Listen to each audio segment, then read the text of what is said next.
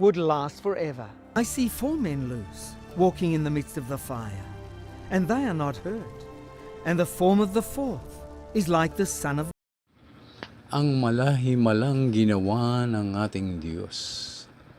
So magandang hapon po sa inyong lahat, mga minamahal, mga kapatid sa Panginoon at sa mga taga-subaybay sa tunay na Diyos at sa kanyang bugtong na anak na si Jesus, na ating Panginoon at tagapagligtas.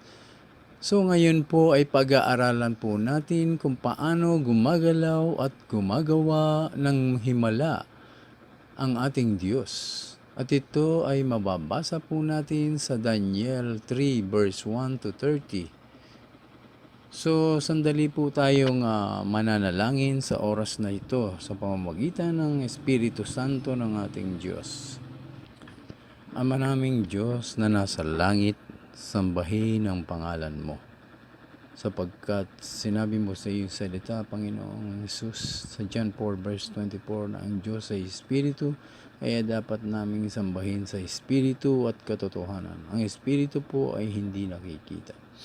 Ama naming Diyos na nasa langit, nagpapakumbaba po kami sa harapan mo. Kami po ay narito, makikinig ng iyong salita. Itanim po sa aming mga puso't isipan ang aming maririnig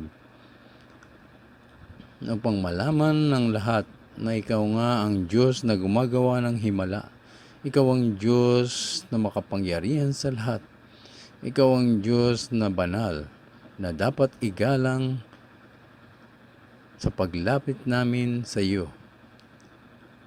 Ginawa mo ang araw, ang langit at lupa sa pamamagitan ng yung mga salita, sa pamamagitan ng Espiritu Santo.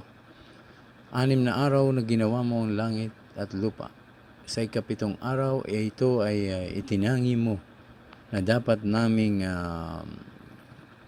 igalang na lubos. Gawin naming banal ang araw na ito. Excuse.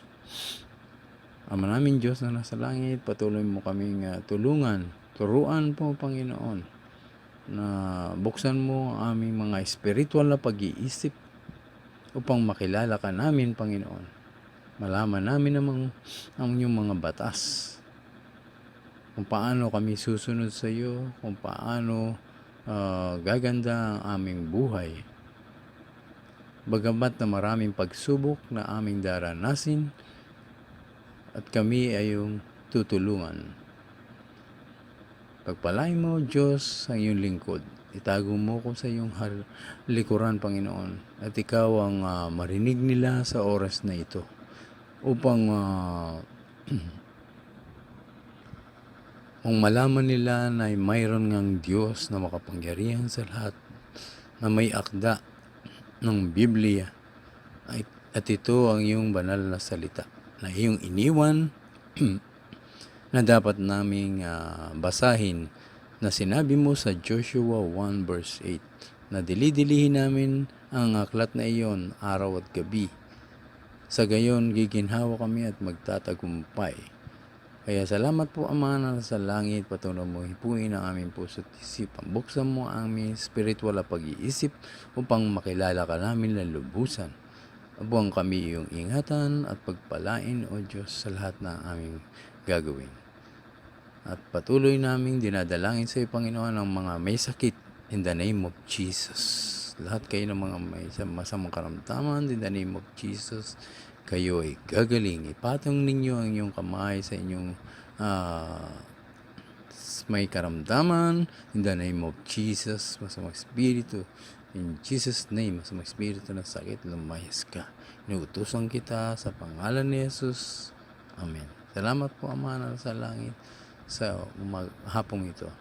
Lahat ng kapurihan, karangalan, papuri, pagsamba, pangalalaman ni Jesus. Amen. So, sa Daniel 3 verse 1 to 30, sa beginning, verse 1, si Haring Nebukadnezar ay nagpagawa ng rebultong ginto na 27 metro ang taas at may 3 metro naman ang lapad. Ipinatayo niya ito sa kapatagan ng Dura sa lalawigan ng Babylonia.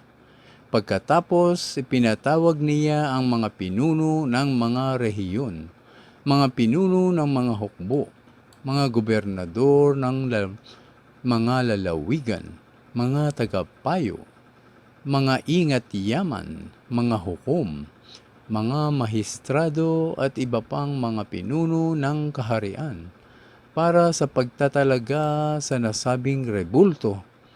Nang nasa harap na sila ng rebulto, malakas na ipinahayag ng tagapagbalita. Iniuutos sa lahat ng tao mula sa lahat ng bansa at wika na lumuhod at sumamba sa rebultong ipinagawa ni Haring Nebukadnezar sa sandaling marinig ang tunog ng tambuli, plauta, lira, sitar, alpa at iba pang instrumento. Sino mang hindi sumunod sa utos na ito ay ihahagis agad sa naglalagablab na pugon. Nang marinig nga ng mga tao ang tunog ng mga instrumento, agad silang lumuhod at sumamba sa rebultong ginto na ipinagawa ni Haring Nebukadnezar. Pinaratangan ang 3 Hudyo. Sinamantala ito ng ilang mamamayan ng Babylonia upang paratangan ang mga Hudyo. Sinabi nila kay Haring Nebukadnezar, "Mabuhay ang mahal na hari. Iniutos po ninyo na lumuhod at sumamba sa inyong rebultong ginto ang sino mang makarinig sa tugtog ng mga instrumento. At sino mang hindi sumunod ay ihahagis sa naglalagablab na pugon. Hindi po sumusunod sa utos ninyo sina Shadrach, Meshach at Abednego, ang mga Hudyong inilagay ninyo bilang mga tagapamahala sa Babylonia. Hindi po sila naglilingkod sa inyong Diyos ni sumasamba sa ipinagawa ninyong rebultong ginto." Nagalit si Haring Nebukadnezar nang marinig ito at ipinatawag niya ang 3 lalaki.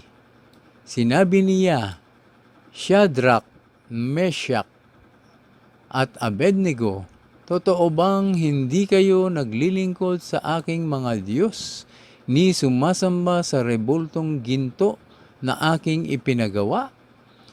Iniuutos ko sa inyong lumuhod kayo at sumamba sa ipinagawa kong rebulto sa sandaling marinig ninyo ang tunog ng mga instrumento.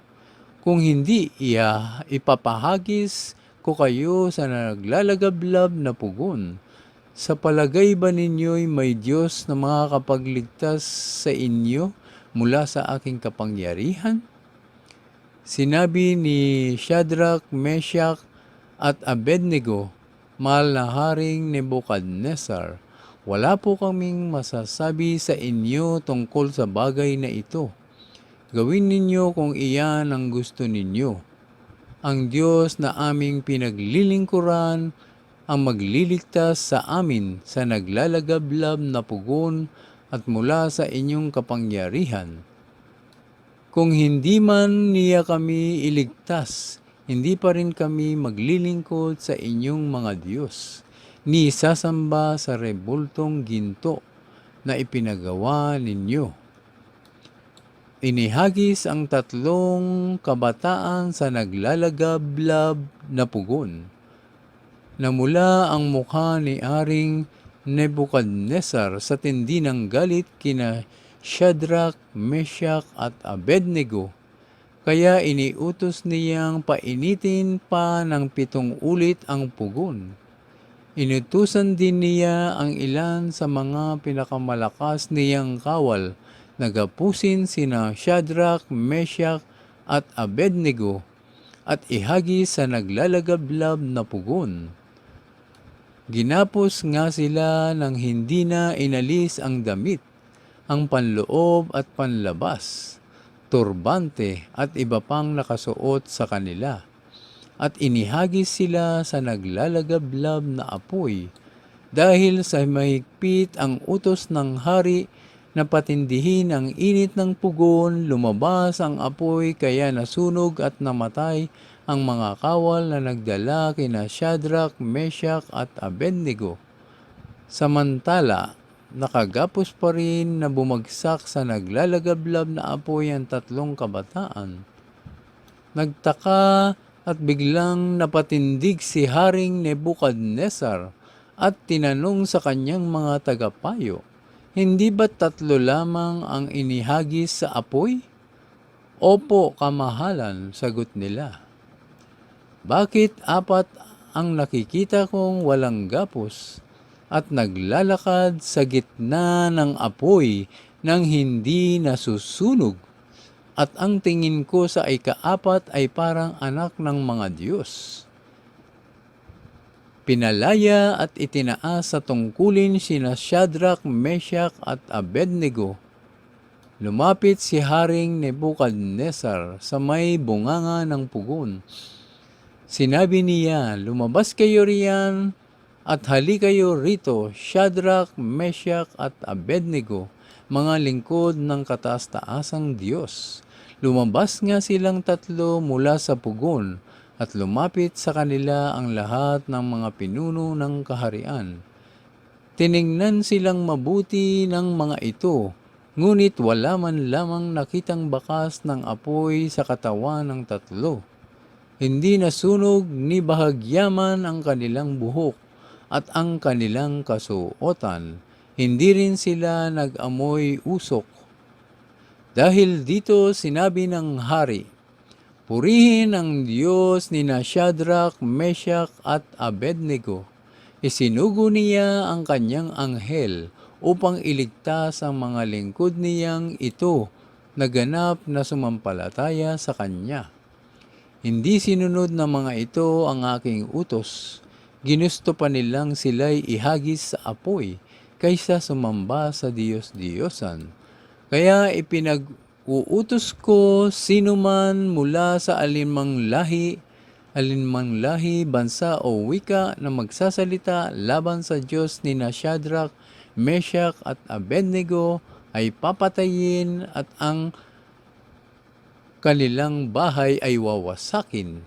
Walang ibang Diyos na makapagliligtas sa tao tulad ng ginawa ng kanilang Diyos. At sina Shadrach, Meshach at Abednego ay tinaas niya sa tungkulin sa lalawigan ng Babylonia. Dito po sa ating nabasa na si Haring Nebukadnezar ng hari ng Babylonia ay nagpagawa ng napakalaking gintong rebulto upang sumamba ang mga tao na iniutos sa lahat ng wika at bansa. At ito nga ay hindi sinunod nila Shadrach, Meshach at Abednego. Ginusto pa nilang ihagi sila sa apoy o masunog kaysa sumunod at maglingkod o sumamba sa Diyos-Diyosan. So dito po natin malalaman ang ginawa ng Diyos sa mga himalang ginawa ng Diyos sa tatlong ito na mga Hudyo. At sila po ay inihagis sa hurno na 7 beses na pong pinainit. Ngunit hindi po sila nasunog. Hindi po sila nasunog dahil tinulungan po sila ng anghel ng ating Diyos na nasa langit. So kung kayo po ay malapit sa Diyos at lagi kayong tumatawag sa Kanya at gumagawa ng mabuti, kayo ay tumanggap sa Panginoong Hesus, kayo po ay patuloy na iingatan ng Diyos. Lumakad man kayo sa apoy at kayo'y hindi masusunog. Humawak man kayo ng mga mababangis na hayop o ulupong ay hindi kayo maaano, sapagkat iingatan tayo ng ating Diyos na makapangyarihang sa lahat. Agad niyang ipapadala ang kanyang banal na anghel upang tayo'y iligtas. So, ganyan po kabuti ang ating Diyos. Sa ating mga nabasa, naway may napulot po kayong aral na dapat pong laging manalangin sa ating Diyos. Igalang po natin siyang banal sa ating paglapit sa ating Diyos. Palagi po tayong manalangin araw at gabi. Sa gayon, giginhawa tayo at magtatagumpay sa buhay sa pagbabasa natin ng Biblia araw at gabi. Ilang beses po tayong magdasal sa araw-araw at lagi po tayong magpasalamat sa ating Diyos at patuloy na gumawa ng mabuti sa araw-araw. Hindi po gaano importante ang magkaroon po tayo magkamal po tayo ng maraming salapi. Ang importante po ang makaipon po tayo ng kayamanan sa kaharian ng Diyos. Salamat po at magandang hapon po sa inyo lahat. Pagpalain po kayo ng Diyos Ama, ng Anak at ng Espiritu Santo. Sa makapangyarihang pangalan ni Jesus. Amen. God bless po sa inyo lahat. Like and follow lang po sa aking Facebook page. Sa ating YouTube channel, like and subscribe na lang po. Pakiclick na lang po ang bell para lagi po kayong updated sa lahat ng aking mga videos. God bless po sa inyo lahat. Ingat palagi.